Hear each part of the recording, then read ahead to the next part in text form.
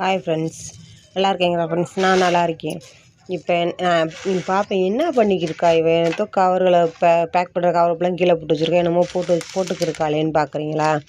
இது என்னென்னா, இப்போ நாங்கள் வந்து இப்போ கடைக்கு பெட்டி கடைக்கு போனால் பார்த்துருப்பீங்க, 5 ரூபா பேக்கெட் வச்சுருப்பாங்க வச்சுங்க. அது வந்து எங்களுக்கு 42 ரூபாய்க்கு போடுவாங்க. அதில் வந்து எங்களுக்கு வந்து 18 ரூபா இந்த ரேஞ்சில் தான் எங்களுக்கு லாபம் கிடைக்கும். இதே நம்ம வந்து லூஸில் வாங்கி பேக் பண்ணணும்னு வச்சுக்கோங்களேன், நம்மளுக்கு லாபம் அதிகமாக கிடைக்கும். அதனால் நான்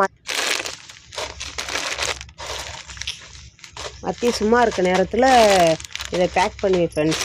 நம்மளுக்கு கொஞ்சம் லாபம் கிடைச்சா நல்லது தானே.